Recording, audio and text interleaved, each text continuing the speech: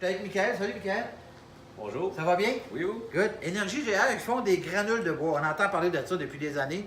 Les granules de bois, eux autres, c'est de la vraie granule de bois, puis c'est du bois qui vient d'un peu partout de différents fournisseurs régionaux. C'est ça. Que vous récupérez, en fait, ça. pour faire de la granule. C'est ça. Donc, il y a une double utilisation, je dirais pas en tout Une cas. seconde vie. Une Oui. seconde vie au bois, dans le fond, parce qu'évidemment, ceux qui font du 2x4 régionalement, ils ont des résidus, puis il faut qu'ils les écoulent à quelque part.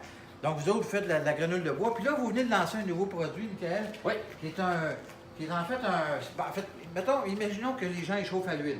Alors, il y a un tank à l'huile à l'extérieur de la maison, le camion il vient vider l'huile, les gens utilisent l'huile, quand il n'y en a plus, ils en rachètent d'autres, etc.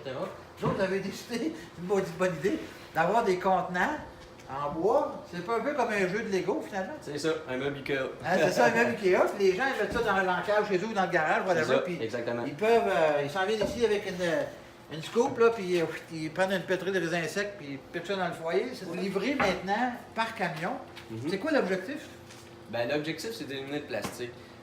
On trouve que ça n'a pas de bon sens de livrer de la granule emballée dans un produit plastique. Avec ça, ben là, on n'a plus besoin de manutention, on livre directement dans le réservoir. Parce que les gens, il faut qu'ils s'installent quoi, un tuyau extérieur? Non, c'est notre camion. C'est votre camion? On rentre par une porte, une fenêtre. On va directement dans les. Souvent, c'est les sous-sols des gens.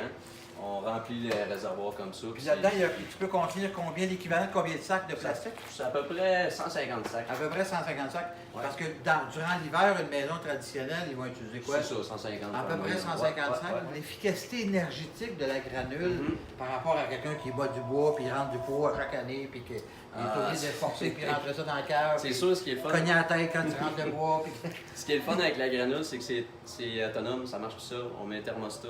Vous mettez une poche, exemple, dans votre journée, puis ça marche toute la journée. OK. Donc, tu n'as pas besoin de réalimenter ton foyer. Un foyer à granule, ça s'auto-régule finalement. C'est ça. Ça s'ajuste à la température demandée. Puis, au niveau énergétique, la capacité d'une granule comme ça par rapport à une bûche de bois, est-ce que c'est aussi efficace? Ah, bien, le poêle est beaucoup plus efficace. La granule de bois, en tant que telle, est à 5 d'humidité versus une bûche qui peut être de 50 on va dire. Vous séchez la matière avant de la faire? On l'achète déjà sec. Ça vient des entreprises, des scieries aux alentours, que eux, pour faire les meubles, ont besoin d'avoir du bois sec. Du bois sec, Quand tu es associé, Michael, tu es Robichaud. Donc, les Robichaud, il y en a en masse dans la région de Saint-Jean-Port-Joli. Tu es associé avec Tristan Gagnon. Donc, aussi, les Gagnons, il y en a en masse dans la région.